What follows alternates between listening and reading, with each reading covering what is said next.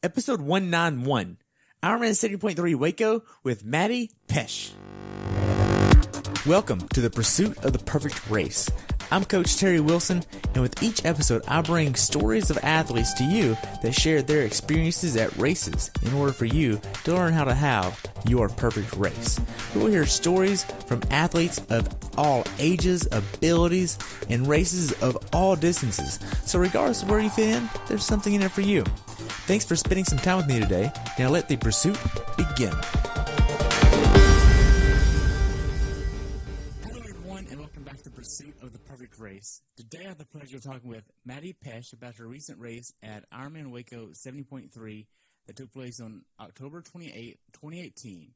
The swim was canceled here, and the temperature on race day was between 54 and 85 degrees. She has a lot of information and knowledge to share about her race on race day. This is her first season as a professional triathlete. Welcome to the show, Maddy. I look forward to hearing about your race at Waco. Thanks so much. I'm super excited to be on the show. Hey, you're welcome. So what made you want to do this race? Well, I was really happy that it was late in the year. I spent a couple months this year training in Boulder in August and September. So it was a good opportunity for me to have a race after that training, sort of, late season races. You can measure your fitness throughout the whole season and capitalize on what you've worked on. So mostly the timing of the year. It was also my first chance to go to Texas, my first visit there. Nice. So it was fun. I had a couple teammates who I had spent time with in Boulder, and then we got to reunite in Texas. So it was a great time for that as well. Awesome. So how's it like training with Beck and Siri? Because you're on their team, right? Yes, Team Sirius. It's awesome. Yeah, I love it. I've been, Siri's been my coach for about 18 months now, and she's actually my first coach. I didn't have any coach before that, so it's really incredible to have the opportunity to work with both Beck and Siri, who have so much knowledge and experience, and they're also just really great mental coaches. They've helped me realize just how much your physical performance is connected to your mental performance, and I believe that they're equally as important. So I've been able to bring those two together and see how it has allowed me to grow in the sport. Right. And they are huge components. They are huge proponents of training by RPE and feel and really going off of the most you can do in every moment versus pace or heart rate or power. How is this working for you? It works really well for me. I mean, of course, as I said, Siri is my first coach, so I didn't have any experience with using power or anything like that before I came to her. But my training background is swimming, and my coach in college was also put a strong emphasis on RPE as well. So I was already familiar with that to an extent. And like I said, mentioning the mental component of triathlon, I think that using rate of perceived exertion is very advantageous to the sport because of how much the conditions can vary in a race and all of the different elements of that. And by measuring your effort, you're able then to just adapt it to any situation. And I've found it really easy to feel confident about any race that I'm doing using that. All right. So going into Waco, you're coming off of Chattanooga and Boulder 70.3, and this was only your third 70.3 ever. How was this year for you approaching the 70.3, and how was your training overall this year? Yes, I've definitely, the biggest change in my training this year has been just building up my run volume. In 2017, I was racing almost exclusively Olympic distance. This was my first season doing 70.3. So I had never run a half marathon until this January. And that's been a big process for me. Having been a swimmer, I hadn't had much experience in impact sports. So I had to be really careful with how I was building up my running volume, just because my body wasn't used to being on land, really. So that has been a huge improvement for me over this season, just increasing my running volume. Luckily, I've been able to avoid any major injuries, and so I've been able to stay consistent with that. And along with that, building up the bike volume. So learning how to put in an effort for a greater distance. Okay. That's something I've really loved. So I would say sort of, Waco was the first race where I was able to sort of feel confident about the distance and what I should be doing throughout. And now as I move forward in my career, I can start focusing more on the smaller details of the half Ironman. Wow. So going into Waco, being that it was sometime after Boulder, how much of your training was outside versus inside, and what was your longest swim, bike, and runs going into Waco? Yeah, so this was my first season as well that I ever did a century ride. So when I went out to Boulder, I think my longest ride to that date was about like 85 miles or so. And when I was in Boulder, we did some longer rides. I was able to go along with some other pros who were training for Ironman distance. So kind of challenged myself in that way. I wasn't training for Ironman distance, but I was able to do some longer workouts in that way. So I would say, leading up to the race, I had some 5-hour rides, and some longer runs, under 2 hours, but increasing the intensity on those as well. I was able to stay outside pretty much leading up to the race. After I left Boulder, I moved back to Wisconsin.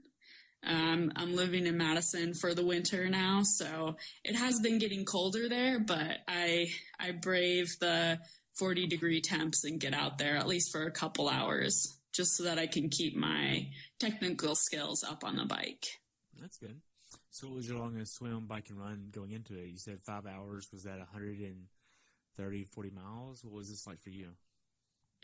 130 miles in 5 hours? I can give you some credit, right? I mean, you are fast. Just over 100 miles or so. Yeah. Was probably my longest bike, my longest run. Like about 13 miles. And my longest swim, I'll swim about like 6 days a week, 5 or 6 days, and my longest swims are usually around 6K or so, anywhere between 4 and 6K. God. Take lunch? You pack lunch and go to the pool? Well, this isn't all in one day. Oh. You asked for the longest. You're right. So, as far as your training, are you doing a lot of bricks in training? Yeah, definitely. We do both swim bike bricks, we do bike run bricks, swim bike run bricks. So those are all good. I definitely think it's really important as a triathlete to get used to the transitions between sports, and I think a lot of people miss that, but you have to train your body to be ready to get going on the next discipline right away. So that's definitely a feeling that I've had to get used to, and I'm still getting used to it, but it really helps to practice it in training. Right. So going into Waco, what sessions did you do that gave you the confidence not only physically to go into this race prepared, but also mentally? Well, as I've stepped up to the pro level this year, I've really been working on training my pain threshold, right? So to an extent, you can work on building up your endurance and everything. And it's been really helpful for me to be able to build up my endurance to the half Ironman distance. And now to be able to learn to race it at effort. The top pros are going at a high effort throughout the race. And so for me, just being able to stay on and stay focused throughout and be able to maintain a hard effort, even when it starts to feel harder and more painful, that's been something I've been working on. So I think, just having certain sessions, maybe it's some hard efforts on the bike, and I'm really trying to focus on my mental strength. I'm not getting distracted by the pain, or I'm just focusing on what I can control, right? My cadence, my breathing, staying relaxed, and continuing to push that hard effort throughout. So working on that has helped me build my confidence. It's not so much as you see a really, really fast pace on the run, and that builds up your confidence. For me, it's more like seeing myself be able to stay mentally strong throughout the workout and being able to go through and complete a session even if I wasn't feeling great that day. So sometimes the hardest days, getting through the hardest days, are what help you know that you can make it through anything. Right. Because races, I think, are always going to be really hard, even if you're feeling really great on that day, or if you're not feeling great. You just do the best with what you have. Right, because as your volume is approaching the max hours here, you're probably approaching closer to 25 hours of training a week. I would say that would be around the max. Okay.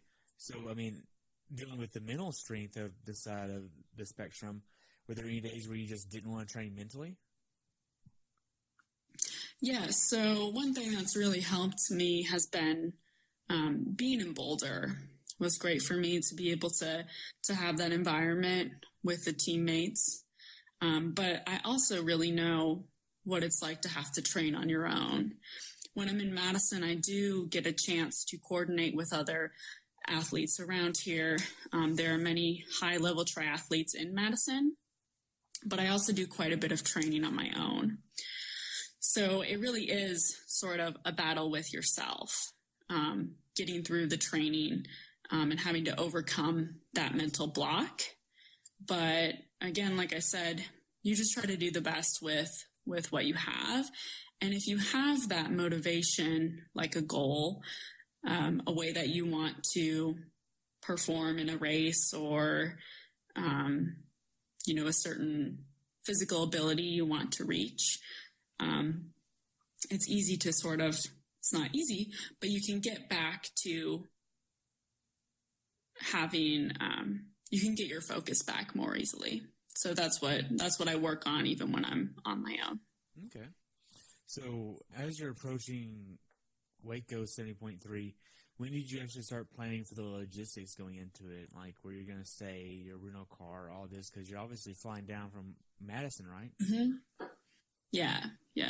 So luckily for this race, I had a teammate that I could stay with.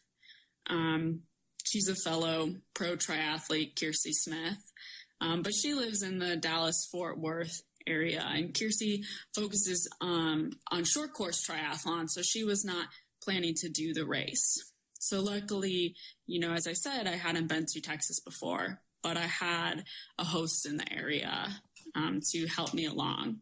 So that was really helpful. It certainly cut down on a lot of the stress with the race. But I have had situations where I didn't know anyone and I had to plan out everything myself. So I just try to figure out the flight and the bike transport.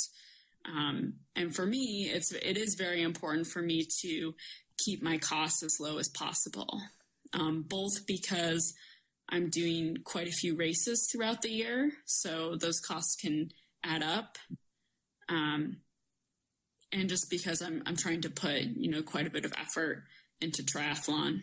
So just have to cut the costs where you can. Right. I have a feeling that there's a lot of athletes out there that look at professional triathletes and they're like, oh, well, they get paid to be here. And this is what they do for a living. But a lot of us understand now that I've been doing this for a while that this is not the case. A lot of professional triathletes actually have full-time jobs. And this is something they do at a high level outside of work, outside of their family, outside of all this other stuff. How do you manage this life, work, and training balance and financially? I mean, because it's not like you're getting paid to go to all these races. You're having to put the bill on your own. Right, yeah. I think a lot of it is you sort of have to take it one day at a time. I've decided to put a big commitment into triathlon. And so for me, I just have to do as much as I can, right? I have to be smart about which races I'm choosing to do, where the locations are, and if just essentially do as much as I have the resources to. So that, I think, also makes you appreciate it a little bit more, because you know, like, that you're not just going to show up to a race and not give your all, right? Because you know all of the work that went into it. It's not only the training, but it's also the sacrifices that you had to make, and it's the people who are there supporting you, behind you. And so it certainly gives you quite a bit of motivation to make it the best day that you can out there. And that's why, you know, I sort of think with Waco, I know we'll probably talk about this a little bit more, but the swim was canceled. The swim, which is also my strength, but I was still determined to make it, you know, the best race that it could be. And it was a really good day. So I think the sacrifices that you make for the sport also make you appreciate the sport more as well. Right. So with life, work, and training, how do you balance those three? So outside of triathlon, I work a couple of jobs right now. I'm an MCAT instructor, so helping, I coach students who are preparing for the medical school entrance exam. And then I also work as a swim teacher and coach at an athletic club here in Madison. And those jobs are really great for me because they're very flexible. If I do travel for a race, or like when I was gone in Boulder, I was able to do quite a bit of my work online. And so I think jobs like that can be really helpful for professional triathletes or triathletes that are traveling quite a bit, because you're either able to adapt them to your triathlon schedule or flex those hours as the months and weeks get busier or less busy. So that's really good. As far as my family, I live with my boyfriend, and so I definitely think that pretty much every triathlete would say that you can't do this alone. You know, it's a team effort, whether that means, you know, having friends who are behind you and moral support, or if it means that you have a family behind you. And so I think a couple things with that, you know, as triathletes, we have to spend a lot of time training, and I spend a lot of time traveling or training away from home. And I think a lot of people see that as a disadvantage of being an athlete, because you have to be away from those that you love. But I also think that it's an opportunity to make the time that you do have with your loved ones more valuable. So if I have to be away sometimes, then that means that when I am home, I'm thinking of ways that I can make the most of that time. So it makes you value both your training, but then also what you're doing outside of it. So that's how I try to find that balance, is knowing that I have to be really serious about triathlon, but thinking about, okay, well, what outside of triathlon is very important to me, and making sure that those are also top priorities as well. Okay. So with your boyfriend, how do you explain the level of triathlon that you want to get to him, being that he doesn't really understand, or I don't know if he does understand how you want to get to where you want to go along the way? Yeah, I think it just really helps how well that we know each other. He's not a triathlete, but we swam together in college. So we've been sort of on that competitive level together, and can talk about sports in that way. And I think that being a triathlete is really just like any other sort of career goal. If you have something that you're really passionate about and you can sort of express to those around you why you're passionate about it and what you get out of it and what you're learning out of it, I think that has helped him realize, how good this is for me and sort of what the goals of it are. So I really think that through sport and through triathlon, and hopefully through any career you choose to pursue, you're doing something where you're able to help others and you're also able to improve yourself. So through triathlon, I'm always working on how I can be a better person, as I said, through working on the mental part of it, through being happier, and that way I'm able to give more to my relationship and to those around me. So I think as long as you're communicating with those around you why you're doing everything, it really helps them get on board with it. So with that, I mean, having someone that understands what the sport means to you as an athlete, because I mean, I know personally, if I stopped working out and I stopped having a race on my calendar, I would fall into this state of depression, and I wouldn't want that. So having someone that knows that is also very powerful. Mm-hmm. So how would you explain what sport means to you to someone that doesn't really understand it as much? Yeah, well, I would just say that for me, I have a very similar thing as you mentioned about how sport, one thing that I've always struggled with my whole life is basically anxiety. Really? And so a long time before I started doing triathlon in college and in my previous experiences with sport, I always had a lot of anxiety. So the pattern was basically that I would have a lot of anxiety and I would want to have high achievement. And so my anxiety was driving my achievements. But essentially through triathlon, it's been essentially a vehicle for me to work through some of my anxiety. I think that's sort of why I found Siri. I know that Siri has sort of dealt with a lot of the same problems, and that's why I've really enjoyed working with her. But for me, through triathlon, when you work on an athletic goal, one thing is that sport is sort of an easy way to work on all of the challenges of life, right? Having the pressure of a race coming up, having to work towards a goal, having an event where some things might go wrong. You have to face your fears. And so for me, being able to face those fears, have those challenges in sport, it's been sort of a safer way for me to be able to work towards those goals.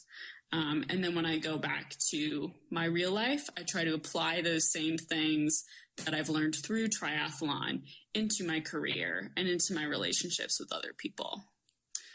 So I think just having this opportunity to do sport on this level, that's why it's been so meaningful for me. It's been a chance for me to really find my confidence, to pursue something that I do feel truly passionate about.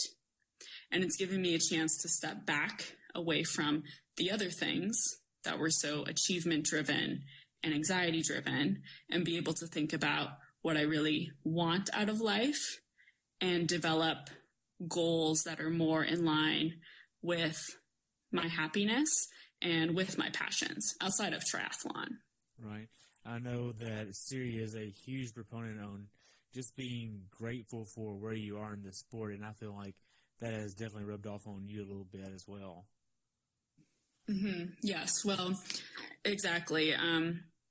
one of the things that Siri stresses is always staying in the moment. And before I started working with her, I thought a lot about the future constantly, what the next day would be, what I was going to do in the future. And I thought that was necessary for what I wanted to achieve.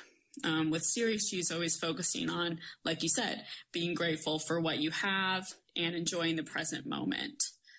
And I've realized that if I work on the present moment, I'm able to stay more in the moment, and then your future goals fall into place. Wow. So being that this is your first year as a pro, to kind of transition the conversation a little bit, when did you actually know it was time for you to take your pro card and race on the pro level in triathlon? Yeah, so I qualified for my pro card at sort of through the season rankings of USA Triathlon, and then also at the age group World Championships last season. So it actually personally came as a surprise to me that I had reached my pro card with only really one season of serious training so far.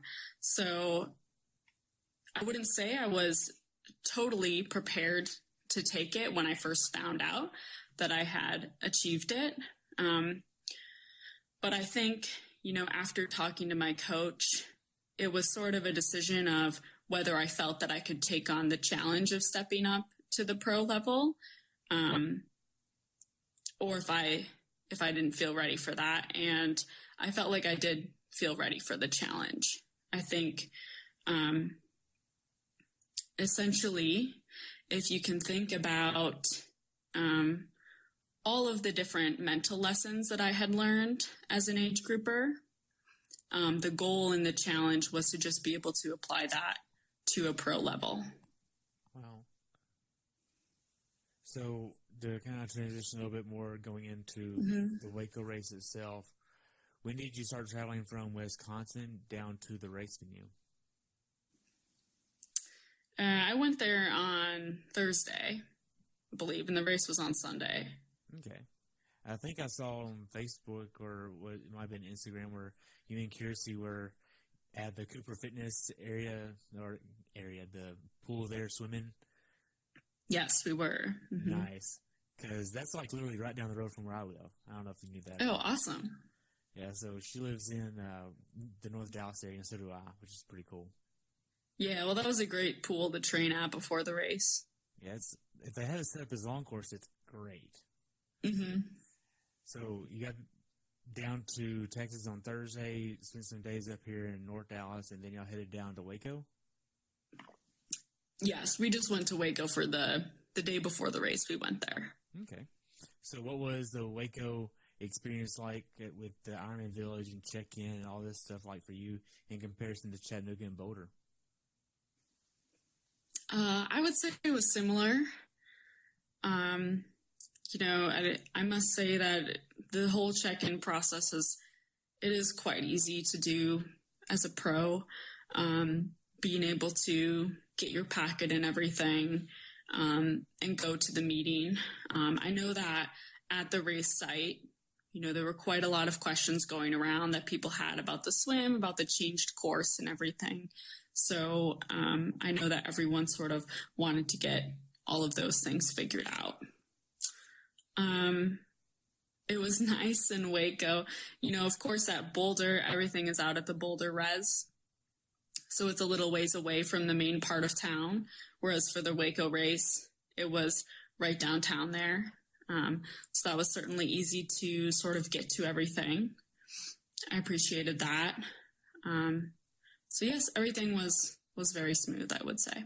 Nice. So are you bringing your bike in the day of the race, or did you check it the day before?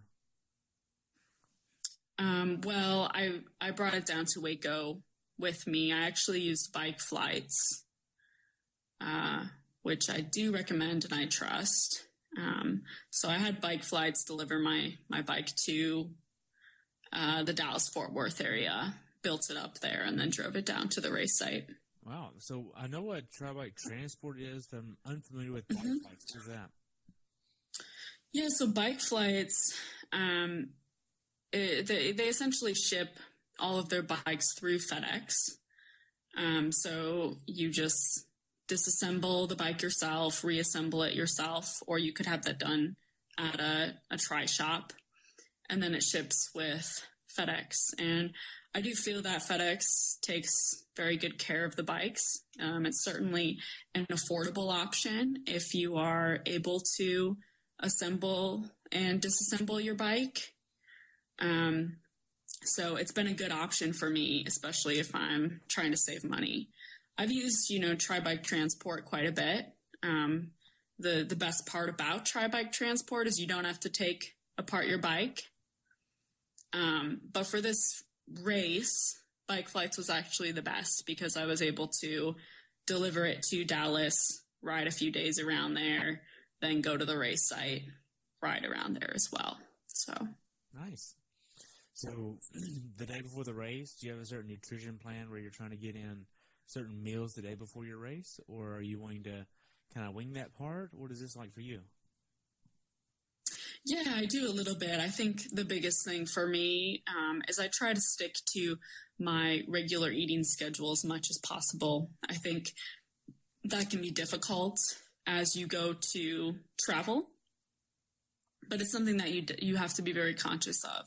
So I try to make sure that I'm getting enough water, especially with traveling, and then making sure that what I'm eating isn't too different from what I would have if I was at home. So a couple ways to help with that are to get groceries, especially for breakfast and lunch. You can have that in your hotel room, or maybe you have a little place to cook is great as well. And then for dinner, I'll try to, not have something too heavy or something that will upset my stomach. So I'm not against eating out at races, but I'm conscious of what I order.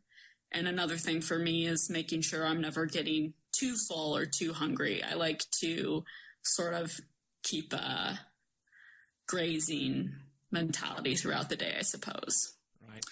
What about just regular in training? Because I know you don't weigh too much, honestly, in comparison to me, but I'm sure you're conscious of you don't want to gain too much weight or lose too much weight. You want to be at the most powerful, at the somewhat most lean. Do you pay attention to what you eat day to day? This episode is sponsored by Wasatch Apparel. Wasatch Apparel was founded on the belief that everyone should have the ability to have custom quality apparel without the stress of dealing with large clothing companies. The vision of Wasatch Apparel is to provide the highest quality apparel for endurance and fitness enthusiasts.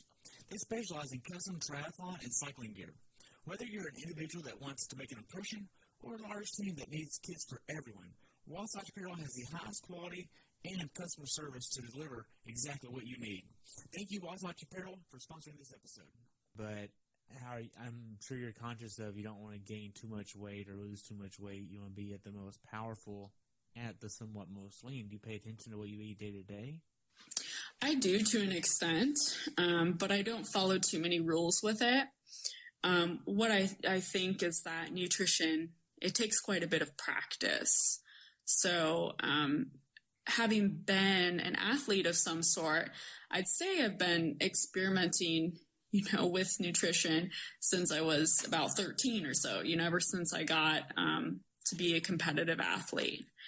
And as I've started training more seriously in triathlon, it's meant that, oftentimes I have to be conscious of trying to eat enough. You never want to have the reason why you weren't able to do a session be that you were too weak throughout the session. So I think that's been the biggest thing that I've had to be conscious of, is making sure that I feel well before the session. And then if it's anything really over an hour or 90 minutes, making sure that I'm feeling throughout the session as well. So that's been the biggest thing for me to learn and adapt to. Because before that, I didn't have too many training sessions where I had to feel during the session. Okay. Yeah. Okay. So going into this race, you're bringing your bike to the race the morning of, and Mm-hmm. you're hanging out with Kiersey, and I think it was Rachel was there too, because Rachel raced, right? Yes. Mm-hmm. So were y'all going into this with a game plan of how you wanted to have a strategy on the course, or it is a new course, you can still kind of get an idea of the atmosphere and the recon, but they changed the course the week of because Yeah, so I think, something that made the race a little bit different was that we did a time trial bike start. And for the pros, that all meant that we were starting at very different times. So when you would pass someone out on the course or they would pass you, it wasn't quite clear if they were ahead some minutes or if they were behind some minutes. So it wasn't the same as everyone starting the race. So I think it was very much a situation in that case of really just having to race your own race and not think as much about the people around you. So I would say that was a bigger strategy change from the traditional race where everyone starts the swim at the same time. Right. So yeah. Okay, so whenever you think about what time you wanted to go to bed and get up in the morning on race day, what was this like for you, and did you sleep that well?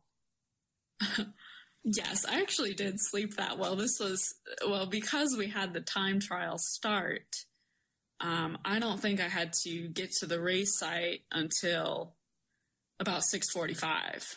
So normally for a race, I might have to wake up at 4 or 4:30. But on this day, I was sleeping late till about 5:15. So any night before a race, I'll try to get to bed around 9. But really, I don't think anyone should be stressing too much about how much sleep they get the night before the race. I think it's important to get really good sleep throughout that week leading up to the race.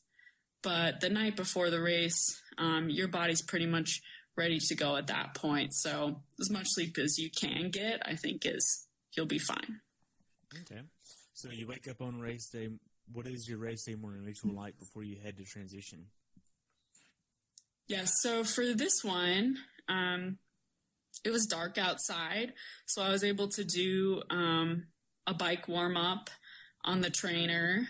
And then since I had my teammate Rachel there, when we got down to the race site, we were able to do a couple run efforts together, nothing too crazy, but just getting the blood flowing to your legs. With any regular race, hopefully I would get in the water beforehand, but that's not always a given. Sometimes you're able to warm up the swim, other times you're not. So you have to be prepared to go regardless. But at the very least, scoping out the course, making sure that all of your gears are working correctly and everything, that your run gear is ready to go. And then at that point, just making sure I'm already starting that nutrition plan right away in the morning. Okay. So what's your nutrition plan then? I try to take in about, with my weight, about 200 calories each hour. So if we have the swim, I'll factor that into how much I want to eat on the bike. And then with my hydration plan, I'll just try to get through essentially as much water as I can on the course. So far, I've only had the experience of not drinking enough water. So for me, it's always a reminder to drink more. Hopefully I won't have an experience of having drank too much water, but I think that's one of the things I'm starting to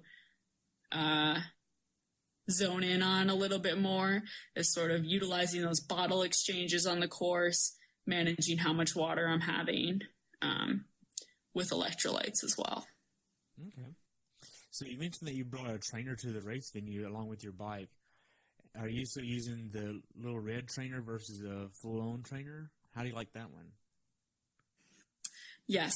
So on Team Sirius, we use the feedback sports trainers, and they're very portable. You can take them to a lot of places. I was actually using Kiersey's, Sometimes I don't have a bike trainer at races. It's always great if you can bring a bike trainer, just because sometimes you might get to a new place and you aren't familiar with the cycling routes, and it can just be a way for you to get in some quality on the bike without having to worry about traffic or getting into a situation like that. But if I don't have access to a trainer, I'll just try to find, at least one road, and maybe even if you have to go up and down that road for your whole ride, at least you found a safe place to do some cycling. Right. So after you get done with the trainer, you're pretty much warmed up at this point, and you're getting ready to actually go here. The pro men head out on their time trial start, and then the women start going on their time trial start. What is your mindset for this race, being that the swim is canceled? Well, like I said, I was bummed at first that the swim was canceled. It's certainly one of my favorite parts of the race, and it's also a part of the race that I've been doing quite a bit of work on this season. So you always hope that you have the opportunity to measure yourself and challenge yourself in all three disciplines, since it is a triathlon. But we had a day or so to sort of get used to the idea of the time trial start. So I was ready to go. And so I think from that moment, you're just focused on, as I said, we do a lot of effort-based things on Team Sirius. So you're just focused on putting forth the effort that you would, except for you're going to feel a little bit more fresh because you haven't done the swim. Right. So going into this race, after they tell you can go, basically it's not like a big cannon here, because it's like, all right, well, now you can go. Now you can go. Now you can Right. go. I mean, this is no big deal here. Yes, it was a little funny like that. Yeah, so after you going on the bike ride, how did the first 2 miles go for you? They were good. It was certainly a different feel from what you would have coming off of a swim. Because coming off of a swim, you're breathing very hard. You're trying to get the blood flow going to your legs. You're trying to take in nutrition right away because you've been in a deficit from the swim. So the contrast of that sort of situation with starting out on the bike completely fresh, having just hydrated, having just gotten in your nutrition, was different. And I feel like, it allowed me to push a little bit more of a controlled effort in those first few miles, I would say. But you still try to get your heart rate going right away. You're not starting out at an easy effort. You're starting out right at a hard effort, just like you would if the gun went off in the swim. Right. So as you started approaching after miles 10, say 10 through 30 here on the middle portion of the miles, what do you think about the course, and how are the roads here? Right, yeah. Well, the roads were pretty rough at times, but I was prepared for that. I think, having a rough road and cycling on a rough road, it's more of just a mental game. You're going to go a little bit slower on a rough road, so you can't let that make you feel down. Instead, I think it's just focusing on the technical skills. You want to be avoiding any bad areas in the road, and there were those in certain areas, but I felt like they were well marked, and there were some technical turns, but again, you had a warning before the turn came up, and you just try to make sure that you're executing the turn as best as you can while safely executing it as well. So the course didn't have too much elevation gain or anything, which I actually quite like climbing hills, so I wouldn't have minded that. But otherwise, it was great. It was a nice temperature, and the winds weren't too bad or anything. Okay. I mean, you are from Madison, and you do have, the Three Sisters right there by you. I think it's called the Three Sisters on the course up in Madison, right? Mm-hmm. Okay. So, as far as the conage and the markings on the course, I heard one person say that there was a few rogue cones on the course. Did you encounter that? There were cones on the course to designate where the bikes should be. I actually had a truck in front of me at one point hit some of the cones and sort of move them almost out in front of me. So that was the one point where I had sort of a hazard surrounding that. So I'm not sure. Hopefully they were able to notice that and move the cones back for the next cyclist. That makes sense because the lady I talked to saw that there were just rogue cones, and I mean, a truck kingdom that would obviously do that. Okay. So for your nutrition plan, you're trying to hit 200 calories an hour and get enough water in. Being that it was a little bit cooler, or not really cooler, but it was earlier in the day for the bike course for you versus later, how are you adapting to that challenge? That was a little tough for me. I actually did need to drink more water on the bike than I did. And I think the biggest difference with that is that if you think about training, going out on a bike ride versus racing, doing a bike ride, it is in general a much higher effort than you would be putting in on your training session. And so I think even if the day is cooler, it was, pretty humid, I would say, especially compared to what it's like in Boulder. And so I do think that even if you don't feel really hot, your body is going to be sweaty and you're going to breathe hard and you're going to need to replace that water. Awesome. So as far as a plan, did you have a plan of a certain power or cadence or heart rate number that you're going off of? Or were you just like Kiersey and Rachel in their races where you just want to do the most you can in every single moment? Yeah, that's basically the goal, is to stay focused on every moment. I do have a race cadence that I follow. And so I'll just, plan my gears according to that. And then you're just trying to put in the best effort that you can. As I mentioned earlier, for me, that's just learning how to hold a higher effort throughout the entire half Ironman distance, right?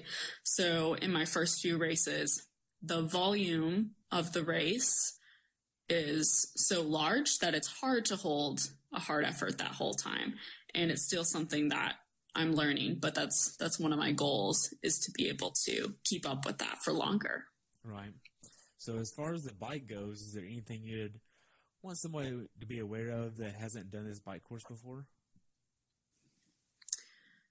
It's like I said, with the rough roads, make sure that your tires are in good condition and everything. I had new tires on my bike. But after that, I think it's more just mental. Don't be stressing out about the rough road. Just be focused on cycling as fast as you can. I think there's a lot of people worrying about bike PRs and using a PR as a measure of your accomplishment. But you need to consider things like how rough the road was and how many turns there were on the course. How many different times you had to slow down from that max speed. So I do think it was a more difficult and technical course than some races. And so I would just say just to sort of be aware of those elements and plan out how you're going to tackle them. Okay. So I know you're still on the Guantanamo bike. How much of your time was actually spent in aero versus on the bullhorns for the turns and whatnot? I would pretty much say I was in aero the entire time, except for on a few of the sharper turns and going up a couple of the little climbs just to get a little bit of extra power if I would try to accelerate really quickly. Okay, I'll ask that because with coming out of aero, that really kind of puts it in perspective of how technical the turns are, because I mean, I'm a decent bike handler, and I can stay in arrow for quite some time, but if the turn is too steep, I still have to come out of the arrow. So that's kind of a little bit of Right. I was using. Well, on some of them, you had to slow down quite a bit just to make sure that you were taking the turn safely. And on some of the turns, you had to be sure that you were going into the correct coned off area. And, you know, sometimes elements like that, understanding which side of the road you're going to be cycling on, those are things that you can know before the race. But other times, you know, they may not put up those cones or those signs until right before the course goes live. So it's a mix of being prepared and then also just being very alert. Gotcha. So as you're getting to the later portion of the bike ride, 35 miles, 40 and 45, even into the early 50s, how are you holding up mentally? I was holding up well. I really enjoy cycling. And so, like I said, in my first few half Ironmans, the bike felt very long. It's over double the distance of the Olympic. And so just getting used to being on the bike for that long was a change, and then having the run afterwards. Now that I'm used to how long that bike is going to take, I feel a lot more prepared to be in the bike for that long. And then also, I actually like it quite a bit. I think it gives you the opportunity to dig into the effort. I think it showcases your cycling skills. And I like to be able to bike for that long, because a lot of my rides are, 3 or 4 hours would be my long rides. And so being able to cycle for essentially the length of time that you would on a long ride, I think is enjoyable. Right. So going into the last few miles of the bike course, are you doing anything to start preparing to start running? It sort of depends on the day. I think the biggest thing for me is just trying to get in my last nutrition on the bike, since it is quite easy to take in nutrition on the bike compared to the run. So I'm making sure that I'm eating sort of right before I get off the bike, especially because usually in those first few miles of the run, you're going pretty hard and you're not really ready to be taking the nutrition quite so easily. So that would be the biggest thing that I'm focusing on. And I do try to put in, my strong effort on the bike right until the end. I don't ease up, but I am making sure that I have an awareness of how many miles I have left to go, where that dismount line is going to be, so it doesn't sort of come up and shock you right at the end. You have to be ready for that transition, be thinking about where you're going to go next and how you're going to get out on the run course. Right. So I know you've been working with this company called SOS. Tell me a little bit about this and what they stand for and what they do. Yeah, so SOS is a hydration company. I use them for all of my electrolytes, and it's been tremendously helpful because it's essentially electrolytes, but the drink doesn't have hardly any calories. So for me, it's a good strategy because I can use it in training and I can use it for a race, and I'm helping get more of those salts that I need, especially when I was at altitude in Boulder and especially during a race. But then I'm able to manage my calories separately. So that's a really easy thing for me to do. Some people will have calories in their drink, but I think thinking of them as two separate things can be helpful as well. Right, so that way you're not focused on getting calories versus electrolytes versus sodium all in the same place. You're separating it out to kind of mentally break things up and put it into different places. Yes, exactly. Wow. So as you get to T2 here, how does T2 go for you? You're in there just under 2 minutes and 20 seconds. I felt like T2 was pretty good. It was quite a long run with the bike. The transition area was grass, and so it was a little bit bumpy to be running along with your bike for that distance. But it was okay. Again, you have to just make sure that you're keeping control of your bike. Sometimes that means you're able to run with just the seat, and other times it might be that you have to hold on to the handlebars quite a bit. But the transition, was pretty smooth. There's always ways that you can improve in your transition. I think especially just trying to go quickly through them, even though the race is long, the race clock is still running through transition. So it's just as important to be moving fast through there as it is in the actual disciplines. Right. So you're literally just getting there, racking your bike, putting your shoes on, and heading out. Do you have a way that you want to actually approach the run as far as a strategic point of view of going, you want to take the first 2 miles a little bit easier, then get into it, or knowing that this course is going to have a little bit of hills in it, hey, you're going to kind of hold back a little bit and then really execute the hills and then get into it? What was this like for you from a strategic standpoint? Yeah, so running is the newest discipline for me. And as I said, stepping up to the half marathon this year has been a big challenge. And it's also been the most exciting challenge to me, just because I feel like there are so many things I can work on. And it's actually exciting how it's the last part of the race. You're the most tired. And so you have to, it's really the greatest test. So I would say in this race, one thing that I've been working on and that I was happy with was starting out with a faster pace. So I think for me, if I start out running faster, that will help me maintain a faster effort throughout the race. I think that if I take more time to try to recover in some way, the sort of fatigue will start to set in a little bit more. Right. So you're just wanting to still stay in the moment along the way and not give up any time or distance at this point for the person in front of you. Yes, I would say that. You can't really control what the other people around you are going to do. So I think you should always just be trying the hardest that you can in each moment. The hills were certainly difficult. They made for a much more technical course, but I thought that was fun.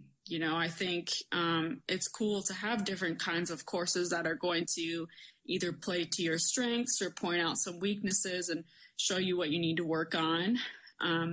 But that was cool for me. Certainly, I felt good about how I was able to keep my uphill run form. And I think just working on a few of the technical elements, running downhill, and also then trying to help your body make those transitions, going from the uphill to then resuming a flat running. That's another thing that certainly I can work on, and that this course sort of helped me think about how I want to do that in my training now. Right. So as you're approaching the miles, it's basically like a lollipop course here. You go out, you come back, you do 2 loops, and then you go towards the finish line. Whenever you got to the looped portion here, how are you feeling at this point?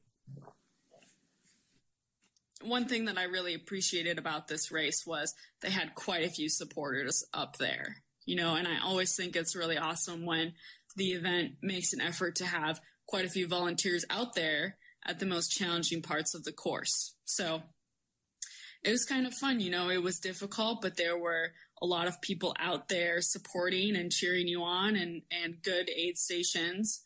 So I felt that even though it was a challenging part of a course, it was also a memorable part of the course, and it was an exciting part of the course. So I really enjoyed that. And you're running through a beautiful portion of the course as well. You go through some trees, you go through the park. So it's a chance to sort of see something different than compared to just running out along a highway or something. Right. So as far as the run course goes, are you doing anything different from a nutrition standpoint than you did on the bike? I think for me, it's a little bit easier for me to have more of a liquid form of nutrition on the run course. On the bike, I can find times to chew and everything, but sometimes when you're on the run, that can be harder to do. So I would say I'm still essentially taking in the same type of fuel, but more of a liquid form. One other thing is that I will take advantage of the different resources that they have on the course, whether that is, Gatorade or Coke or Red Bull. You can't really carry your own hydration as easily on the run. Right. So you're actually going to caffeine then. Yes, and I will have some caffeine sort of throughout the race. I'm always conscious of the total amount of caffeine I've had in the day. I don't want to ever have a dangerous amount of caffeine. But I do think in those later stages of the race, caffeine can be a good way to bring your energy level back up. So with the dangerous amounts of caffeine, what do you consider a dangerous amount of caffeine, and how have you tested this for your body? Yeah, so I just try to go off of what I would normally have in a day-to-day setting, and maybe a little bit more on race day. It's helped to have on race day in training, right? So in the morning, I might have a cup of coffee, anywhere from 80 to 100 milligrams. And if that's going to be my regular day, that'll probably be the only caffeine I have. In a race, I might have that, and then I might have another 50 to 100 milligrams. So I'm really not going too much over that 200 milligram mark. I would never want to be over 300, I would say. Oh, wow. Do you know of any, health risks that would be putting anybody at? I mean, that's obviously going to increase somebody's heart rate, but would that do anything negative? So essentially, so let's say in the morning before the race, I'll have a caffeinated gel or something. That will be 100 milligrams caffeine. But then I'm really not having caffeine again, because I won't have caffeine again until a late stage on the bike. Then I might have, another 50 milligrams, and then really late into the run, another 30 milligrams or so. So if that's about, a cup of coffee is about 80 milligrams caffeine. So total, that's about 2 or 3 cups of coffee, I would say, over about a 6 or 7 hour span. So I've never felt that I've gotten to the point of feeling the negative effects of caffeine, like being jittery or anything like that. But I think that it's all depending on the individual, and you certainly wouldn't want to go from having no caffeine to having that much in one day, I would say. Right. Because there's some athletes that do this caffeine withdrawal 2-3 weeks before their big race, and reintroduce it the day of. And I'm sitting here thinking about them right now. I'm like, wow, maybe that's not such a good idea. Have you had any experience with this? Do you know about this? Yes, I do know about that. I mean, I certainly, I think, again, it all just depends on the individual. I think before you do sort of any nutritional change, you need to make sure that you're talking about your coach with it, you're talking about your doctor with it, and making sure that it's going to be something that is good for you. I'm sort of more along the lines of not making any drastic changes for race day. So, normally in my everyday life, I'll have about 1 or 2 cups of coffee each day. So I pretty much have that same amount on race day, maybe a little bit more if I'm getting quite tired throughout the race. But I'm not trying to make any drastic changes from what I have in my day-to-day life. Okay. So to change gears a little bit here, are you using a watch on race day? And if you are, what kind of data screens are you looking at on your watch? I actually typically don't use a watch at all. If I would use a watch, I would only really use it on the run and just be looking at total time and pacing, just to help myself along with that. But I think for me, in the past, I used to use a watch, and it was more just of a mechanism to help me get in my head. As I said before, like on the bike course, you have to consider hills and you have to consider the road quality and everything. And before, when I would race with a watch, I'd be looking a lot more about what my speed was and what speed I wanted to go, and not be thinking about the conditions on that day. So not racing with a watch helps me think more about my effort and be focused more on the moment. Right. And a little bit on the mental side of things, you've done plenty of training. I've seen plenty of videos on Facebook, and Siri shares videos of everybody on these treadmills in the garage looking at a wood wall like 2 feet away from them. And you've done plenty of sessions like that. Do you feel like that type of training is conducive to helping you really be in tune more with your body on races like this? Absolutely. I think you have to really get used to what the race is going to be like. And ultimately, in a triathlon, you're out there on the course for many hours, if it's a half or a full, whatever. And you're not going to have your music with you. There's going to be moments where there's nobody around you. And so you have to be able to sort of train that focus. And that's what I've been talking a little bit with the pain threshold and everything. So just kind of having those training sessions where you don't have any music, or you're on the treadmill, you're on the trainer, and being able to maintain your focus throughout that, I think definitely translates to a better focus throughout the race as well. Wow, you almost make it seem like it's your type of meditation.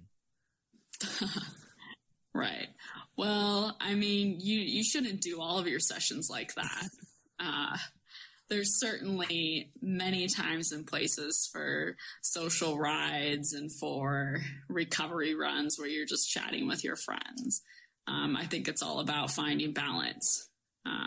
You have to develop the mindset that's going to help you in the race, and then you also have to be enjoying the sport as well. Right. So as far as the later portions of the run, miles 9, 10, and 11, you're almost done with the race. You're probably about an hour and 20 into the run portion here. Do you have an idea of where you are in the field, how you're stacking up, and how are you perceiving this at the moment? It was a little hard, as I mentioned, because of our time trial start. I didn't really know where I was in the field.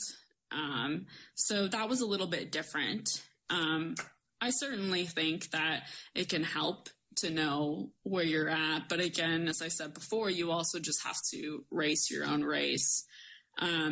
So I think just trying to think about essentially that last 5K, giving it whatever you have left. So if that means that you're going to run super fast in that 5K, then that's awesome. Or if that means, just trying to gut out those last few miles, that happens sometimes too. But regardless of how you're feeling, those last few miles are just about giving your best. There's not much to change at that point from nutrition standpoint, or anything like that. It's just kind of about finishing and enjoying that finish as well. Right. So being that you're almost done with the run course at this point, Did you see anything funny on the race course or any spectators or volunteers that made you chuckle? Yeah, well, we had to do a distance grab out on the run because of the course changes. And it was actually a very difficult distance grab because you had to run a couple 100 meters just straight down a hill, turn around, and then run up that hill again. Really? So what do you mean by distance grab?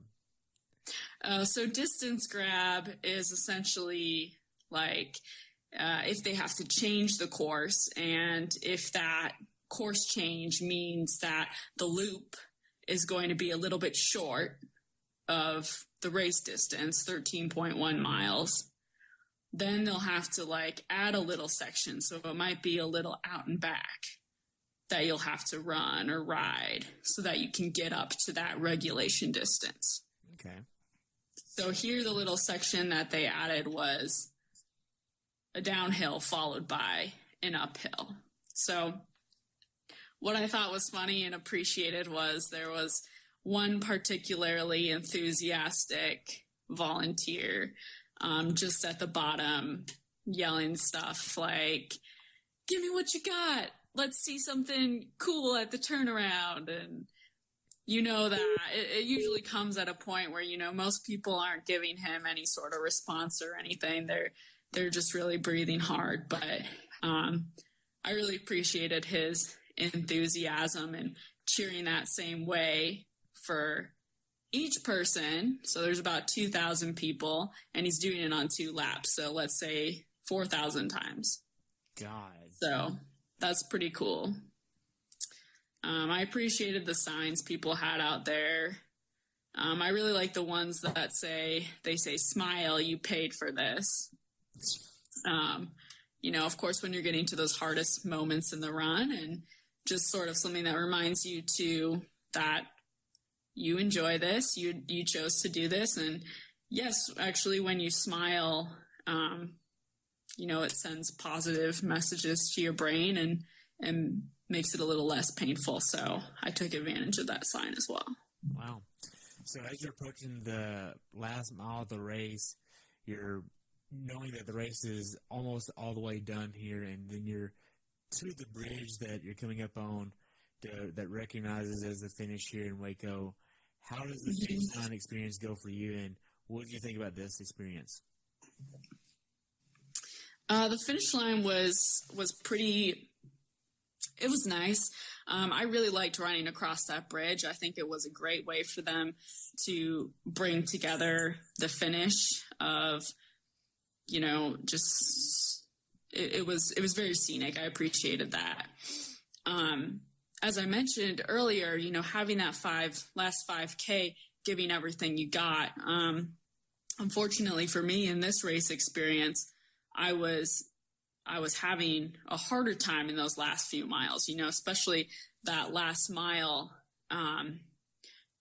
It was one of those times where I just had to gut it out. So I think for me, just being able to work through some of that and push through the pain in that last mile, I think is a really good experience, and just gives you the confidence that in future races, you know, no matter how bad it hurts or no matter how you're feeling on that day, just being able to make it to the finish line and always remembering that every finish line you make it to, it's always an accomplishment. You know, one of the reasons why I recently, I really haven't gotten too nervous for any of my races, and I used to get very nervous for them. And what changed for me was just recognizing that it's just all about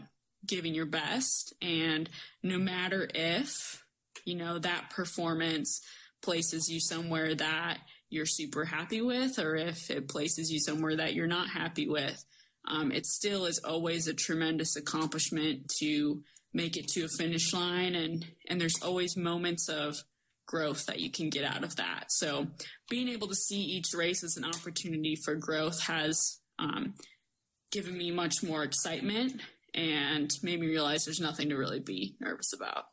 Wow. So ways that you can grow from this race experience are what? Yeah, so definitely for me, I want to keep working on my running, as I said, developing that pain threshold. And for me, it's all about, learning to run at the level of the other pros. So for me, one thing that I'm working on is, you try to run with someone who's faster than you, see how long you can hold on to their pace. And that's something that I'm working on, and I'm excited to keep working on in future races, challenging myself to stay as close to the front for as long as I can. And yeah, other takeaways, I guess, as I said, I want to continue to work on my nutrition. Having sort of an experience of not drinking as much as I hoped to, and having trouble, as I said, in that last mile of the run, it makes you realize how important the little details are of making sure you're eating and drinking enough. It's an extremely important component of this sport. And so it just helps. It's a good reminder for me in the future to know that I need to be paying attention to my eating and drinking just as much as I'm paying attention to the effort I'm putting in. So that's something else that I'll be working on next time. Okay. So we covered quite a bit about your race. Do you have anything else you want to add about it? Sure. I guess I just want to thank Waco for the inaugural year of this race. It's a bummer that the swim was canceled, but I'm still really grateful for everything that Ironman did to help make sure that we could still do the bike and the run. I had a race this season that all of it was canceled. Really? And so, yes. And so being able to come here and make an event out of it was really important to me. Sort of once you have that experience of having something canceled on you, it makes you really appreciate everything that you are able to do. And also just to understand everything that goes into putting such a big event like this on, how they have to consider the safety concerns and just all of the efforts that they did to make sure that we could have an alternative bike course, an alternative run course. I'm really grateful for all of those last minute efforts. Wow. So what race are you talking about? The whole thing was canceled? That was the Nations Escape Triathlon in September. Oh, wow. In DC. Didn't even think of that one, honestly. Wow. Yeah, it was an Olympic race. Okay. So moving forward, what's next? So next for me is 70.3 Indian Wells. And that will be my last race of 2018, training right through December. And then I'll do an off season, which I am very much looking forward to as well, to, allow myself to rest and getting fired up for 2019, which I'm already quite fired up for. As this was my first year racing pro and also racing my first year at the half iron distance, it's helped me really. It's been very much an experimental year, just to see how I would do on the new level and with the new distance. And so I'm really excited to go into the next year, and I'll be focusing on half Ironman as my primary distance now, and have a lot of races on the schedule coming up. Nice. So what do you think about doing next year? Well, I definitely want to continue with some of the ones that I already did. So that would be, Chattanooga, Boulder, Waco so far. just because this season, as a rookie and racing a new distance as well, I had to experience all of my races this year were on new courses for me. And so that takes quite a lot of additional preparation. You can race on a new course, but it's also fun to race on courses that you know well. So I'm excited to go back to some of the courses I've already done and be able to give them, another go. In addition to that, I would love to be able to add, hopefully, Santa Rosa. That one's kind of on my bucket list. I would also like to go to Steelhead since it's in Michigan, close to home. I would hope that some of my family would be able to visit me. And we'll kind of go from there. I'm excited to see the race schedule come out so I can start to make definitive plans. Nice. Well, I would love to have you back on after one of those races to kind of follow your journey along your career. It's been awesome hearing from you. So if athletes want to follow you along your journey, how can they follow you? I know you have a website and you're on Instagram, right? Yeah. So Instagram, or you can friend me on Facebook, Maddy Pesch. On Instagram, it's Pesch Maddy Try. So yeah, I would love to chat and connect. Nice. So I know you've only been in the 70.3 distance for just this year, and you've been in the sport for some time, though. What races are on your bucket list? On my bucket list, well, I'm hoping to do some more international travel. This year, I stayed just in the U.S. the whole year. And so hopefully, I would sort of choose a few places that I would like to go and races that I would like to go as well. I think it's really cool how we can use triathlon as a way to see the world. So it's a goal of mine to travel to other continents and do races there, and also be able to experience other cultures through this sport. I would also have a goal to do Ironman someday as well, but we'll sort of see how that all plays out. I want to make sure that if I make that transition, that I'm choosing it for the right reasons, and that it's going to be a good move for myself personally, for those around me, and for my career. So yes, I'm really excited for what the future holds. I'm really excited about all the opportunities in this sport, and sort of just taking it one season at a time here. Wow. So Maddy, it's been great. I've really enjoyed talking about Waco with you. Unfortunately, the swim wasn't there, but hopefully next time we'll actually be able to talk about swim too. Definitely. Just to wrap up, I only have one more question, and that's, what's your definition of a perfect race? I knew you were going to ask me that. So a perfect race. I think ultimately that the reason that we race is because we want to take a look at our improvements. It's essentially, as my coach says, a way to celebrate all of the hard work that you've done. So the perfect race for me essentially is, it's not necessarily having a best time. It's not being on that podium, but it's just being able to step back from the race and think about each moment in the race and know that you did the best that you could in every moment. So if things were going really well and you were able to put in a really good effort and go really fast, then that is amazing. Or if you had a mechanical on the bike, or if something happened with your nutrition, but knowing that you handled it in the best possible way you could on that day, I think that makes the perfect race. Just doing your best, essentially. Wow. Well, Maddy, it's been great. I've enjoyed it, and I really look forward to following you at Indian Wells and tracking you on the course there.